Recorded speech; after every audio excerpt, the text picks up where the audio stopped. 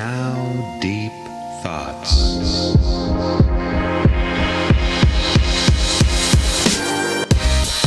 Whoa, that's pretty deep.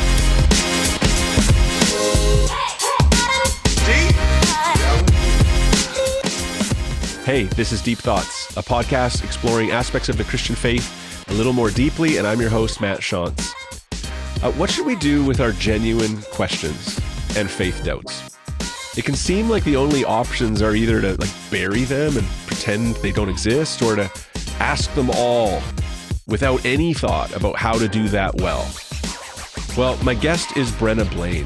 She's a contemporary theologian from the Pacific Northwest, from the other Vancouver, actually, and is most passionate about God's involvement in our pain and personal struggles, including mental illness, same-sex attraction, and abuse. She's willing to ask the hard questions and do it well. In her book called Can I Say That?, she is super transparently and refreshingly talking about her own wrestlings with what felt like unsafe questions on issues she's faced in her own life, like mental health challenges, suicidality, same-sex attraction, church hurt, miscarriage, and more. It's a story of deep pain and deep encounter with Jesus that has actually made her a more committed Christian, not less. I hope this open and honest conversation about very real issues that so many of us wrestle with will be refreshing and helpful. So now, here's my deep conversation with Brenna Blain. Hey, Brenna, thanks for coming on the podcast. Yeah, I'm super excited to be here. Thank you for having me. So you are in Seattle? Is that right? I'm just about 10 minutes north of Portland, Oregon. So I'm right across the river in Washington State. Are you in so Vancouver? Southwest Washington. Yeah, yeah. You're in The Vancouver, other Vancouver. Washington. Yes. I'm an hour east of Vancouver, the real Vancouver. Yes. Yeah. No, the Sure. cool Vancouver. And we have a mutual mentor friend. Do you know Do this? we? Is it Gary? It is Gary Brashears. Gary Brashears. Yeah. Dear man. You acknowledge him in your book as I do, an influence. Yes. Yeah. So you're actually much closer to him. So I'm jealous of that. So I would love to just dive right in, give the listeners just a sense of who you are, which is an invitation to tell as much of your story as you want to, which you chronicle much of in your new book, Can I Say This? And then I'd love to, from there, just start to kind of camp out on a few of the elements of your story. Yeah. So I was born into a Christian home. My dad was actually a pastor for the first handful of years of my life. And so if you would have asked me, I would have said, oh yeah, being a Christian is a list of things that you do and a list of things you don't do. And I think a lot of kids don't really have a perception of faith beyond that. Not all kids, but most kids when you're young. And that would have worked, except for I came into some pretty gnarly brokenness at an early age. I remember one of the first kind of hiccups in my faith journey was that my grandma, who had most prevalently in my life talked about Jesus as if he was a person that she physically met with daily, which was bizarre to me and beautiful now that I look back on it. She got diagnosed with cancer, and I remember going, oh, this is easy, because when you are a Christian, when you have faith, you pray for healing. And this person obviously loves Jesus. And so someone who loves Jesus, he's going to heal them. Well, I left for summer camp and came home and she had died. And I just remember thinking, okay, this is not the way I thought this story would go. About a few months after that, my parents sat us down and had the conversation that so many people have, which is your dad made some mistakes and he has to move out and we're getting separated. And at that point, he had already stepped out of ministry, and there had been some decent tension in my parents' marriage, but that was also very shocking to go, oh, this isn't this is not the story that I have been told about Christian families.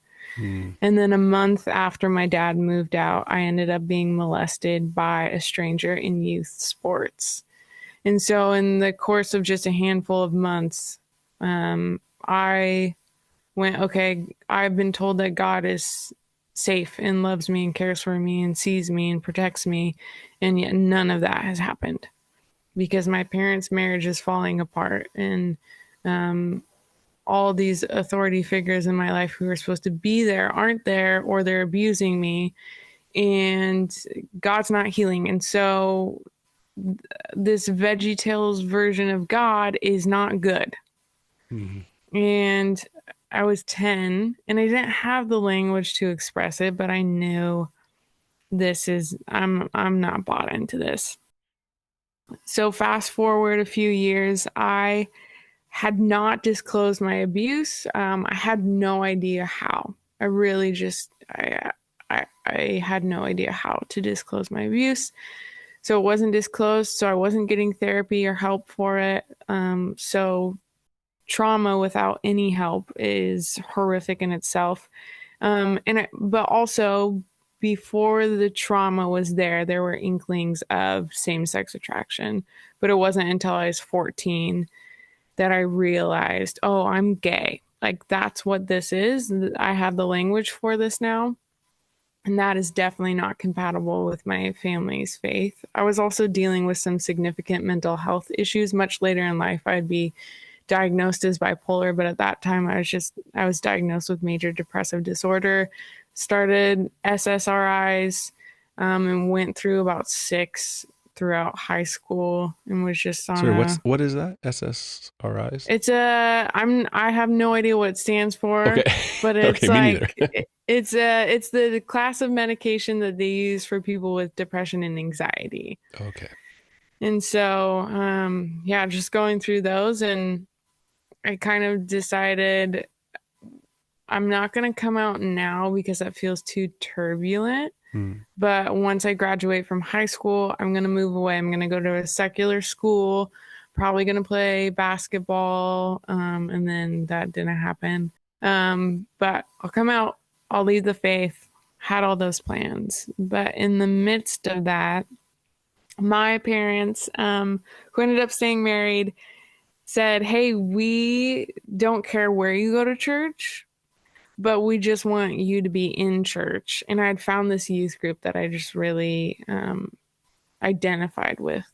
There's a lot of kids in garage bands, and it was like, pretty emo, it was very grunge, just really fit me, which was new for me because I'd grown up in musical theater. And while there's a lot of gay people in musical theater, there's not a lot of emo kids in musical theater. And so this youth group felt super inviting, and I did not believe what they were teaching, but I loved having a community.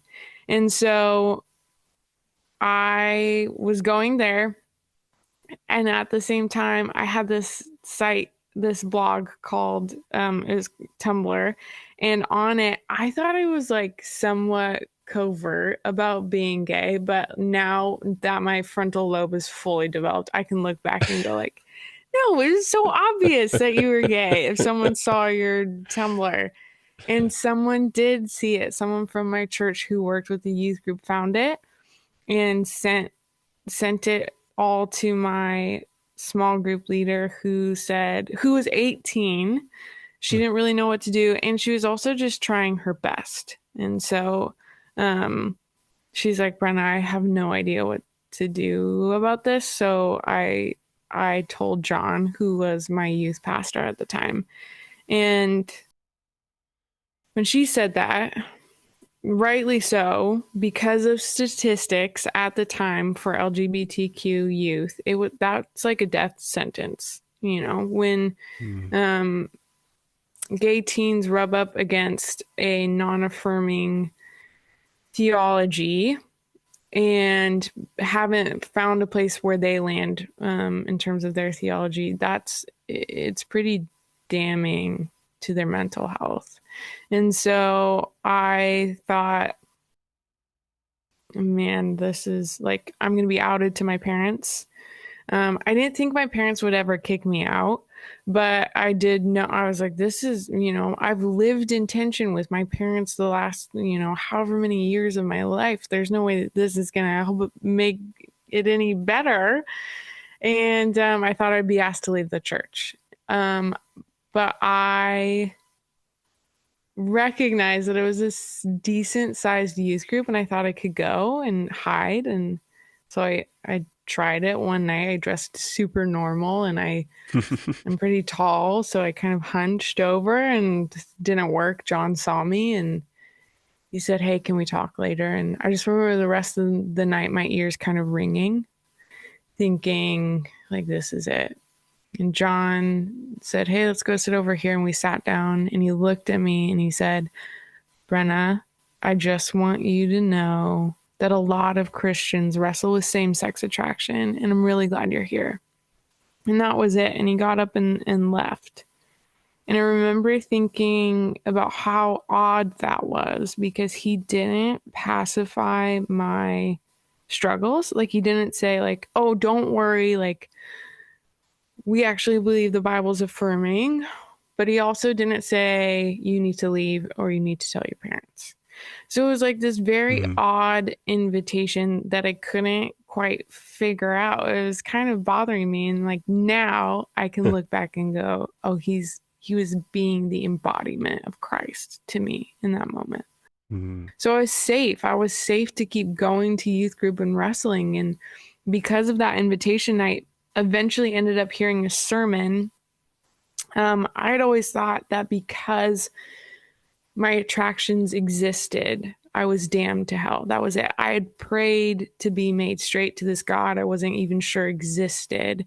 And I prayed that prayer quite literally daily for years. And it never changed for me. Those temptations never left. But this guy got up and he started sharing about how he thought he was going to lose his attractions to every other woman when he married his wife, and how when he got married that didn't happen. But he's like, well, okay, I guess this is why it talks about in the New Testament that the Holy Spirit is sufficient in helping us turn away from our temptations. It's not that temptations completely are annihilated when we step into relationship with Christ. It's that, you know, self-control is a fruit of the Spirit. So if that Mhm. fruit is growing, we are growing in self-control, which seems to suggest that temptation will continue to exist in the now and the not yet.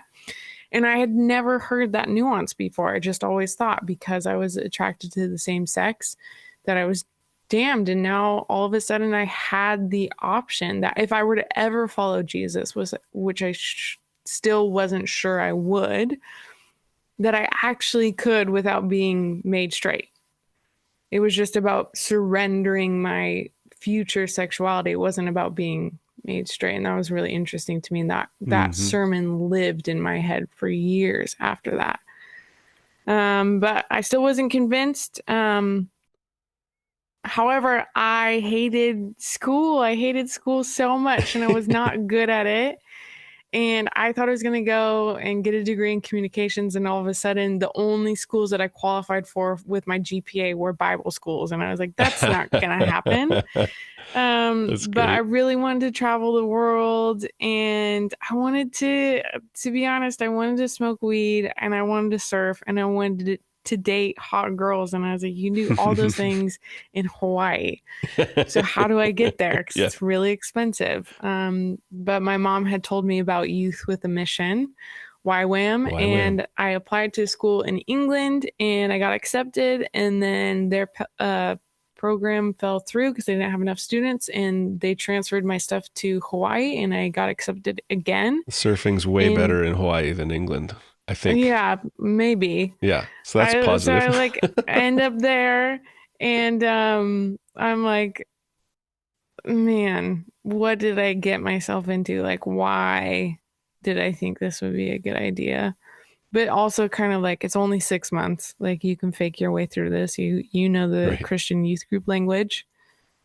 You grew up in a Christian home. You can muscle through it. And I'd met this girl who was living a very similar life. Um, and she I saw her like get healed and experience Jesus right in front of my eyes, and that freaked me out. Right. I could not reconcile what I saw like with the natural world. Like there was something supernatural happening that I had never experienced that I could not find an answer to outside of God. And so in that moment, I went, okay, God, if you are real, like if this is real, I surrender everything to you. I don't know if I'm going to be alone for the rest of my life because of that. That's what you require. I don't know if I'm going to be in ministry. Please don't ask me to be in ministry, by the way. Yeah. But I don't know if it's going to be ministry. I don't know. I don't know what it is, but I surrender everything to you. And I remember right after that prayer hearing, feeling like I heard God say, I just want you to be honest when I ask you to be honest, having no idea what the implications of that would have on my life. And then after that, I read through the entire New Testament because I was like, I have to figure out who this Jesus person is for myself, because the church version of Jesus that I was fed my entire life doesn't make any sense. He only cares about the safe, clean, shiny people, and that can't be so. And I remember reading about Jesus's interactions and actually studying the cultural and historical context of the conversations he was having in the New Testament and just going, oh, Yeah, not so sanitized. no, this Jesus is hanging out with the taboo people, the people that the religious majority didn't want to be seen with, didn't even want to think about. And I'm like, oh, okay, this is a different picture of Jesus that I've gotten. So I went home. I had gotten a few different words from people that they're like, you're going to go home and you're going to teach the word of God. And I was like, you're out of your mind, because one, I don't want to be in ministry, and two, I've never taught in my life. But it's kind of like, okay, I'm not going to kick any doors down. I'm not going to ask for opportunities, but if they present themselves, I'll try to discern through that. And within a month of being home, I got asked to teach. And I just remember getting off stage and feeling like, oh, this is what it means to be passionate about something. Like just teaching the word of God to a group of people who looked just like me when I was in high school was so life changing.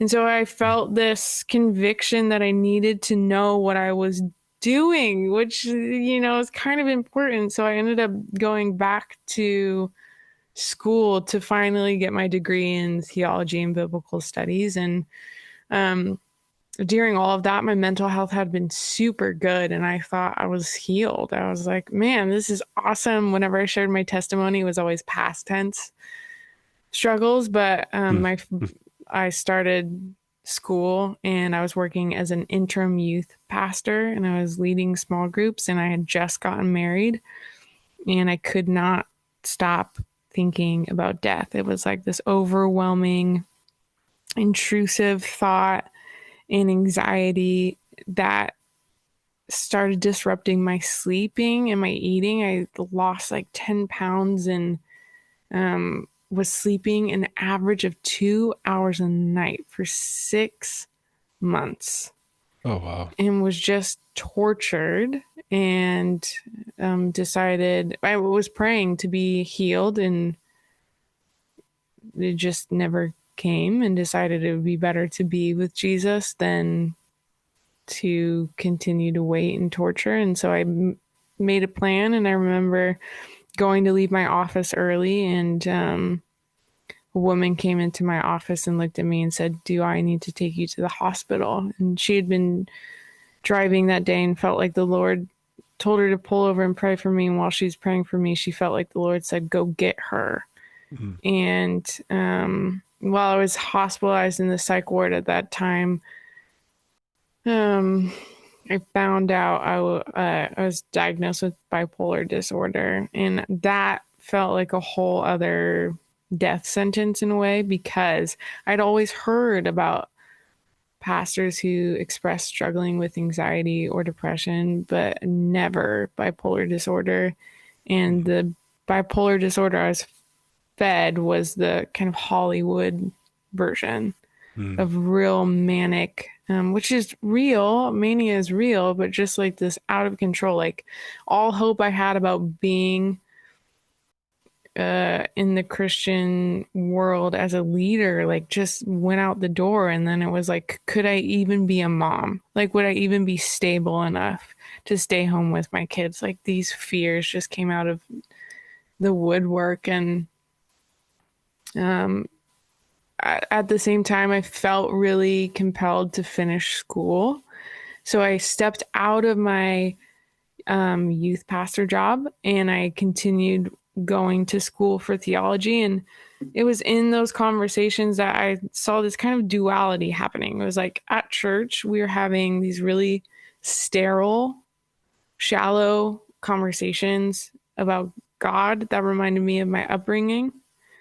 Mm-hmm. And then at school, we're having these really taboo conversations about, like, I remember one time I said, well, it's a sin to be transgender. And my professor went, wait a second, Brenna, you need to think through the implications of what you just said, because is it a sin to experience gender dysphoria? Well, no, it's a brokenness. It's not how God meant things to be, but it's not a sin. It's a brokenness that someone experiences. Okay, so take into consideration that some people who experience gender dysphoria, they express that by saying they're transgender. That's what that means to them. And so when you say it's a sin to be transgender, you're grouping that people in with them. And I was like, oh my gosh, we would never have this conversation at church. Right. Like people would be way too scared to even pause.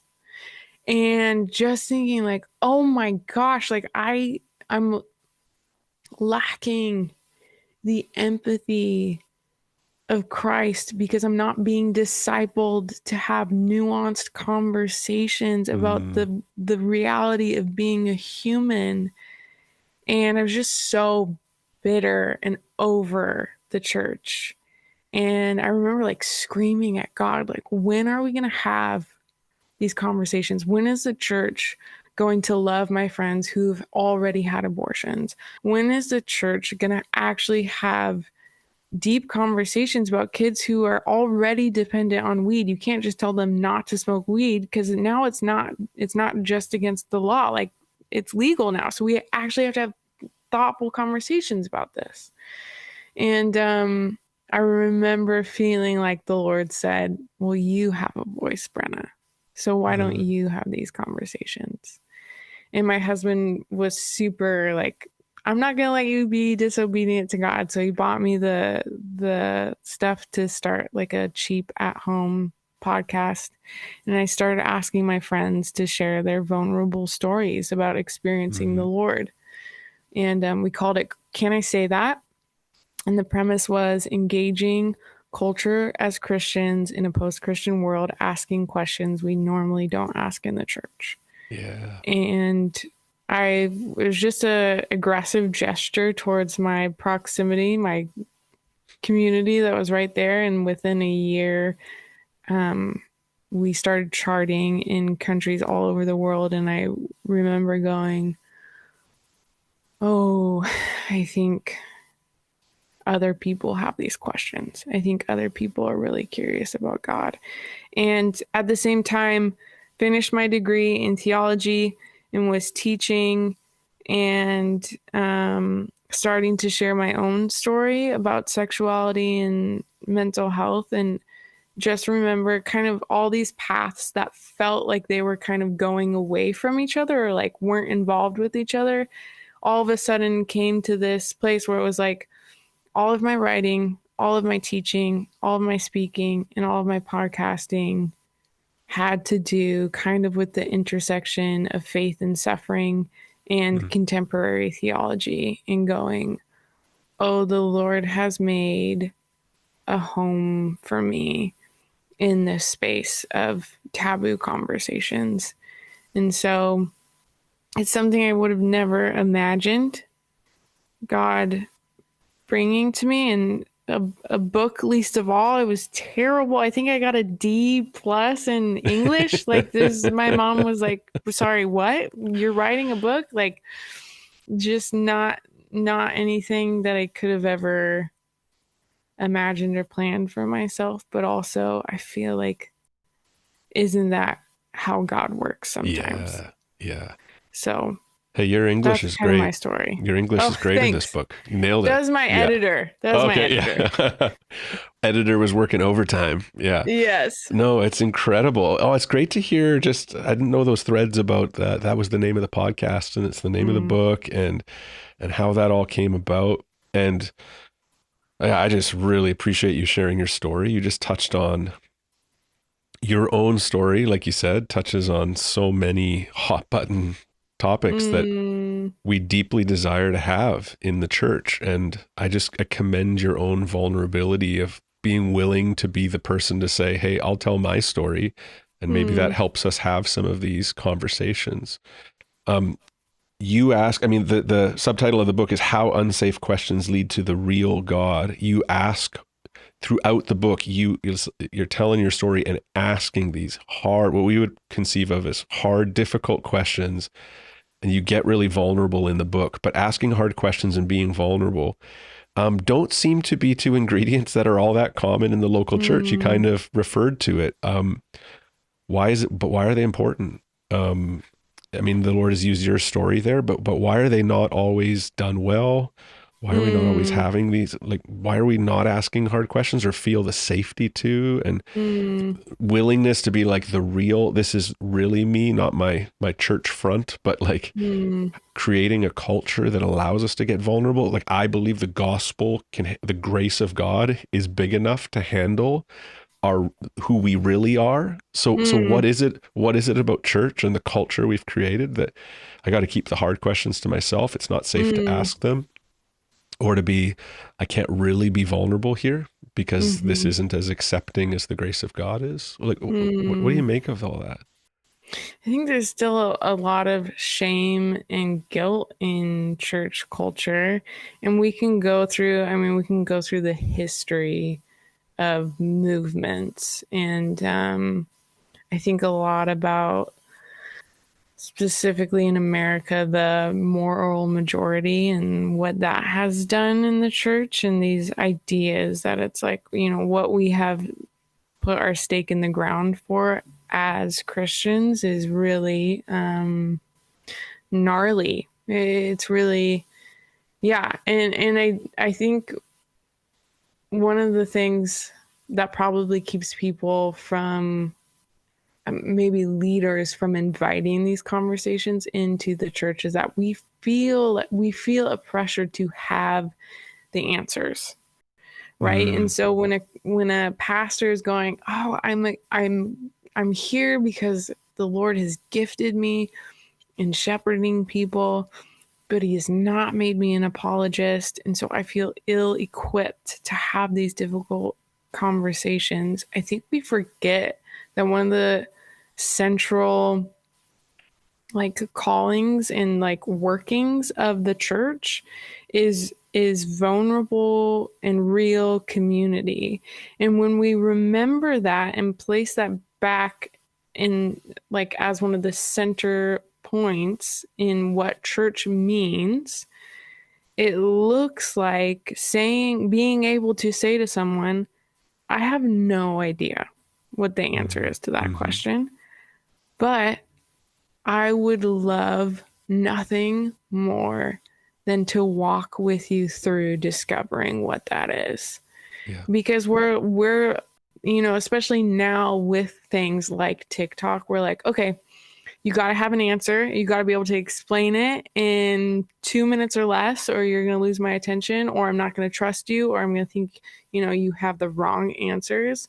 When in reality, people are looking for, I think about when we meet someone, when they're like coming towards you with anger or aggression, and when you meet their anger and aggression with empathy, and how, like, startling that is to them, and they kind of like take a step back and that disarms them. I think that's a gift that Christ has given to the church that we haven't received, like we haven't walked in that, which is like saying to people who have these big questions, like, yeah, I don't know, but I want, like, my relationship with you is more important than trying to prove what I think is right is right. And if we believe that Christ holds ultimate truth, we're going to get there. Like, that's going to be Yeah. discovered. The Lord's going to allow us to discover that. And so stepping into walking this path with these people is, one, going to say that they're worth it, right? Yes. It's worth giving you years of my life to community, to meeting you every single Tuesday night down at the bar. I'm going to meet with you. I'm going to bring my Bible. We're going to ask our questions. We're going to put everything out on the table. And also, I'm really going to enjoy it because Mm. I'm meant to be in community, and it's not about winning arguments. It's not about having all the right answers. It really Mm. is about, how do I walk well with the people around me. So helpful. I mean, there's so many threads there, right? Like in telling your story, the way that youth pastor met you at youth that night and displayed empathy in just a few words. Didn't feel this overt pressure to like go super in depth that night and talk about every sort of facet of it, but just to say, I'm so glad you're here. And essentially, like, God can handle this, like, and like just warmly coming towards and acknowledging. And that's so huge. And and what you just said there about love and loving people enough, like, yeah, like the potential of opening a can of worms of people's biggest faith doubts and being like, I don't know if I know enough to answer those. Like, loving people sincerely is reason enough to get over the fear of like, maybe I won't say all the right stuff, but loving them enough to open up that kind of an environment. And I think also, like, there's that element of like Satan loves to breed this idea of, oh, I won't be accepted, right? And what you found with that youth pastor is like, no, you're still accepted. But the fear in our minds is like, I can't tell anybody because, and the beauty of the gospel and an authentic Christian community when lived out is like, well, you're among friends, right? Like, yeah, us too, you know? Is so helpful and so freeing. So grateful that you're inviting us into some of these kinds of conversations that are, they're inherently human, right? Like we all have stuff. You said it in part of your story and you say it throughout the book, this already and not yet paradigm. I wonder if you could maybe just explain that to the listeners, because I think it's really important, and there's a lot of misunderstandings about it because people will listen to your story and hear some of their own story in it, and they're facing similar hard things and wonder, why has God allowed me to experience this thing? Or why hasn't he healed me, like, from this thing over here? He must not care, or I must not be a good enough Christian. So what is the whole already not yet paradigm, and how does it begin to speak into those kinds of feelings? Yeah, I remember the first time that I was introduced to this idea. I was in I was in middle school at a middle school youth group, and the visual that they gave just stuck with me through all these years. They showed a slow motion video of a slinky falling Okay. through air, and when you drop a slinky, the top part of it falls and the bottom part of it stays. And so it's like the slinky's falling, but it hasn't fallen any more. Anyway, you can look it up on YouTube, I'm That's sure, great. for physics. Yeah. But this idea that God has conquered, like, I think of all the language in John, like, take heart, I have overcome the world. Like, in this world you will have trouble, but take heart, for I've overcome. Okay, so that verse, like, encapsulate all of the now and the not yet, which is the second coming of Christ. All that is promised with the second coming of Christ, and that heaven will be on earth and all things will be set back to what they were supposed to be in this newness as well. And that hasn't happened yet. So while Christ has died for our sins and we have the ability to step into right relationship with God, we still are living in a broken world currently. So that's the now and the not yet. So it's like, I get questions all the time about, okay, but if you're still experiencing mental health issues, that means, you don't have enough faith, or you're oppressed, or all these things. And I'm going, no, like, let's ask those questions well to the biblical text and see what it says. Okay, we look at Paul, who has, just the greatest, some of the greatest displays of faith that we have recorded.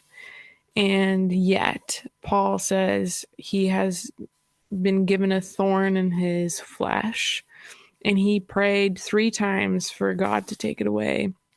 And God's answer was, my strength is sufficient for you in your weakness. And so it's like this idea that when we are face to face with Jesus, we will be healed. Like, it's not a question about if, it's a when. And God sometimes heals us in this world. God sometimes, steps in, but then at the same time, there's still, I'll say right now, I'm not going to be the best person at describing this, but the idea of, I think it's called divine warfare. And the idea that, like, God has Satan on a short leash, but Satan still holds power in the now. And so just this idea that it's like, okay, I understand that in the now, brokenness still exists. Like, I might not ever be healed on this earth. I might continue to face same-sex attraction as a temptation. And then if it goes away, like, there will be other temptations that I will face. But one day when we are reunited with Christ face to face, that is when all will be healed. Yes. And so I don't know if I answered your question very well, but it's a complex conversation about suffering that is more than worth exploring, because it does have to do with hard questions of, like, does God allow all suffering? Yeah. And if so, what does that mean? Totally. It's a big can of worms for sure. Well, I mean, it's interesting, right? Because Jesus comes and he reads from the Isaiah scroll, "The Spirit of the Lord is on me because he has anointed me to proclaim good news to the poor and set free captives." And it's like, this is fulfilled in your hearing. And he did. He ushered in the kingdom of God. And so that actually, there's evidence of that in our world today, in the way that he redeems us and that we can come to Christ. And there's a lot of things he frees us from. And there's a lot of beautiful work he does. But the kingdom it's already, but it's not like fully, like, he's coming again and will set all things new. And so there's like, it's like, I like the slinky thing. It's like, yeah, it's falling, but it's not fully falling. Like, it's not all the way there. It's like all that kind of stuff. So should I experience healing from all mental health issues here and now? The kingdom has come. It's possible that and some folks do get incredible miraculous healing, and others it's like, not yet, like, but it's coming, like you said. I love that. It's like, it's a yes, it's just a matter of when. And so here's a nice theological term. There's like the over-realized eschatology we sometimes come across, which is like, no, everything should be perfect for all Christians. If they don't get healed of cancer, it's because they didn't have enough faith. It's like, well, we can't say that. Like, does God heal? Yeah, the kingdom has come. Can we guarantee that all hardship will be done away with now? No, that's what's coming fully later. And so it's just a helpful paradigm for me to be like, why this hard thing? And for so many of our listeners, and your own story is like why? And so what do you say to people, just kind of pastorally, from your own story, and just what do you have to say to people who are like, why would I ever, how would a good God ever allow me to experience abuse, for example, or such severe mental health challenges? Like, he could make it so that that didn't happen, or I don't experience those things, and yet they do. Like, what do you even begin to say to speak into that? Yeah, that's a really hard thing. In that it's something that I'm currently walking through right now and going, man, this is such a hard conversation. Because I know I can step back and go, oh, well, the theological answer is Yeah. that Christ and God, they're not dictators. And Yeah. so they gave humanity free will. And in that free will, Adam and Eve ushered in sin and brokenness, which means people have the autonomy to make their own decisions, and therefore suffering exists. Yeah. And in God's good redemption, he doesn't always allow everything. See, this is the hardest part where I'm going, okay, if Satan still has a short leash of power, that there are things that happen that God doesn't allow. Like, that's a really tricky part, right? Like, where Uh-huh. is that? But I'm going, I don't understand that. Like, if we're going to be completely real, I don't know how to explain that. Yeah. But in my own suffering story, I go, this is a mere dimly lit thing for me. Yeah. Like, I don't understand it, and I don't think I'm ever going to understand it. But I do understand that God's radical goodness is that although brokenness happens and suffering happens, that God in his goodness can redeem things Yeah. that wouldn't have ever been able to be redeemed without his intervention. Wow. And so, Yeah. every piece of my story that has felt so overwhelming, even just the response of people to the book has been like, oh, God is so much better and gracious than I ever thought he would be, that he would allow me to be able to share these things and people be seen.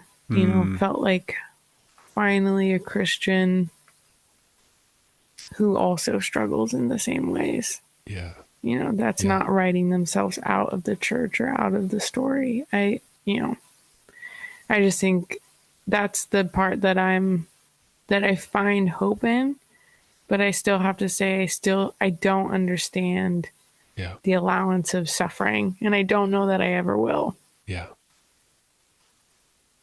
Yeah, it is a strange comfort to know others too, right? It's not just me in so many aspects of your story. It's like I'm not the only one, and that's such a reality. And then it's pretty staggering to like open up the Bible and be like, oh, it's them as well. Like you really drew out beautifully in the book, like John 11, Mary and Martha. It's like their brother Lazarus dies. Jesus could have stopped it, and he doesn't. And then even before he does raise him, he cries. Like it's like there's something about the kindness of Jesus who steps into the hard things and meets us there. And we read about Jesus like shedding tears too. And not only does he step into our sorrows, like that's the gospel message. He stepped into human history and took on sorrows, like that he could have bypassed completely, and he didn't. But it's everywhere in the Bible. Like earlier this summer, I preached about Job, and it's like a crushing book. Like it's so hard. Like he loses everything in the first two chapters of the book, and then the rest of the book is him wrestling like crazy, asking God questions, seemingly getting no response. And then at the very end, God meets him and doesn't even answer his questions, but gives him himself, and Job is satisfied.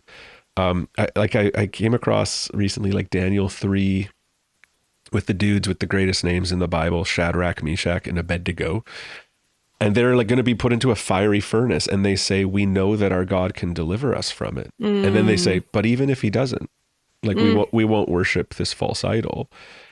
And it's interesting because they obey God not because they're certain he'll deliver them from the flames, but because their God is the one true God, whether he rescues them or not. And like the Bible over and over and over again, like tells this story, which to me is like very therapeutic, because I put myself in there and go like, I'm asking questions, and they did too. And sometimes we get this glimpse of God. He meets us, and he also like the beautiful ending of the story, all the sad things will come untrue. He will make all things Yes. new, right? How should somebody approach like wounding from the church? Like I am a little bit maybe like I'm so glad, but maybe a little bit surprised like when you write your story that like you're a part of the church. Like, you Mm, know, that is like you didn't feel so much like rejection or like, you know, the 10th person just said the absolutely wrong thing to you again. It's like I'm done mm. with this. Like what would be a word that you would have for people who are like, man, I love Jesus, but man, this, like you said about the church, we should be having these conversations in the church, and so often they're avoided. Like what's a word to that? Like why is the church still something to strive to be a part of? Mm. I think about river currents Hmm. and the implications of mounds of rocks and what those rocks do for river currents. And this whole time, this year specifically, I've like been walking with people through different things and just going, please don't hide your anger from the church because it feels like the right thing to do. We desperately need people to walk into church and to be willing to be angry because it causes pastors and leaders to go, oh, there are real broken people in my congregation that are dealing with real things that we have to walk with them through. Yeah. I think there's so much about saving face, or that my pain, my sorrow, my suffering, my anger is not welcome in the church. And I think I'm now a huge advocate for embodying those things anyway.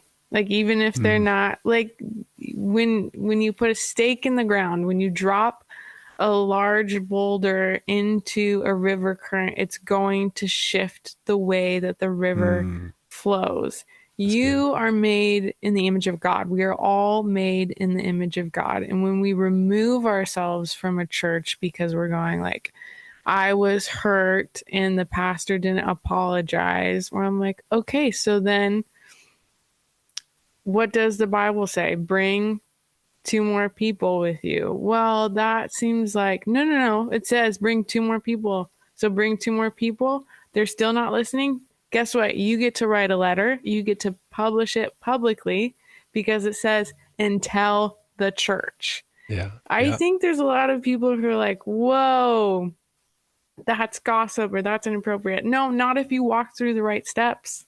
Yeah.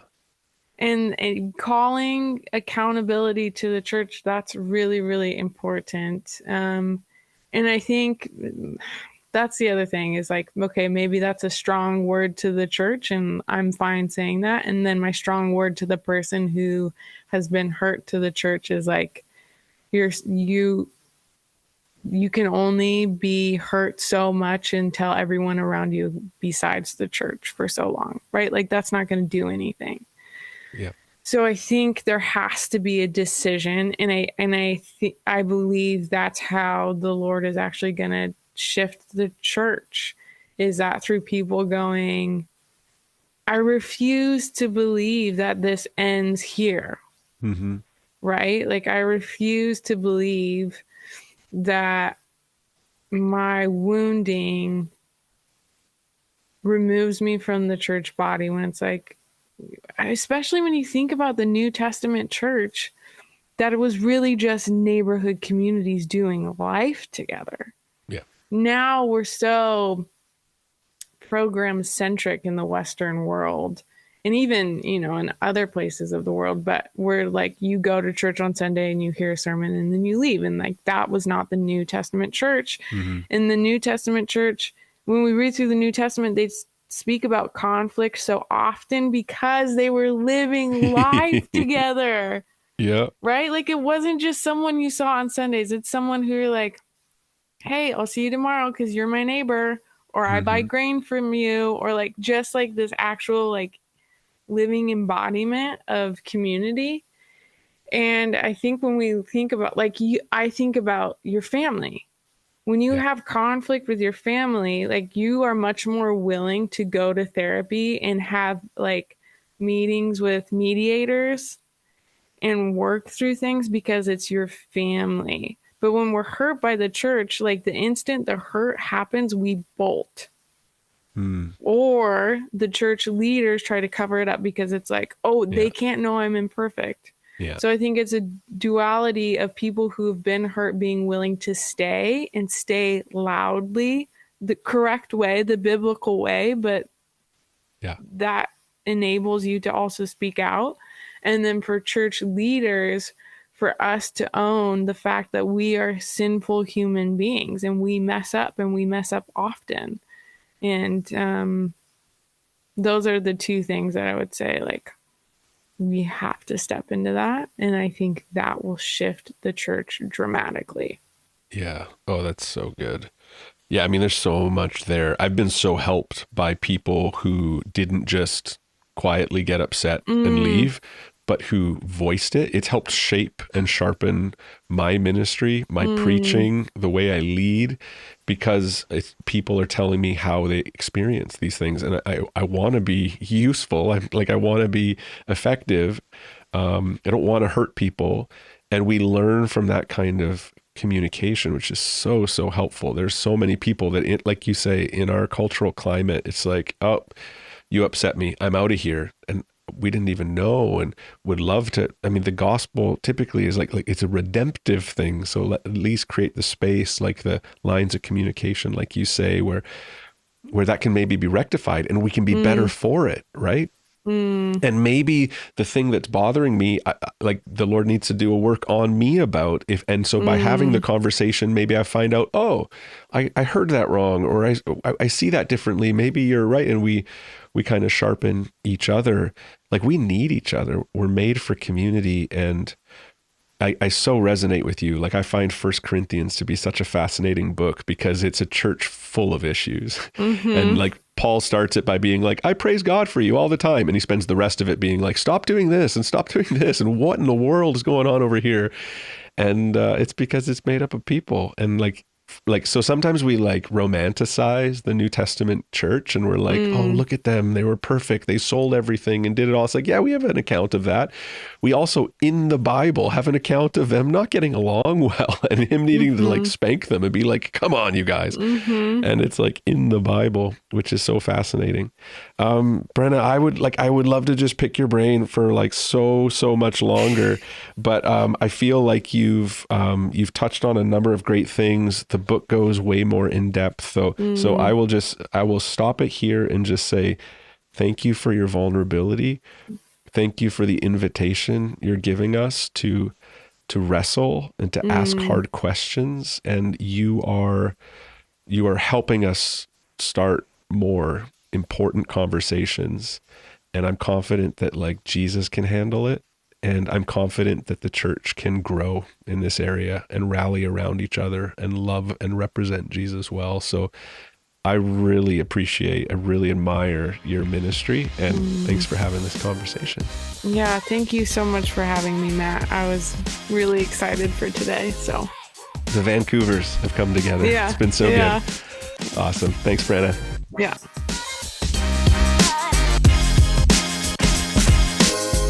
I am super thankful for voices like Brenna's who help us with these sensitive, difficult, and extremely important conversations. I encourage you to read this book, Can I Say That? How Unsafe Questions Lead Us to the Real God, and follow in her footsteps in bringing hard things to our good God and the family of faith. Hey, I want to thank you so much for listening to the podcast and want you to know we have a YouTube channel where you can watch the video version of the podcast, and invite you to leave honest 5-star reviews and leave comments about it. That helps the algorithm somehow in ways I don't know. It just continues to get it out there for others. Also, another way to get it to others is if you listen to an episode you think would be helpful to someone in your life, please pass that along. We'd be thrilled. And I want to thank you for listening to Deep Thoughts, and I hope it helps you in fostering deep faith.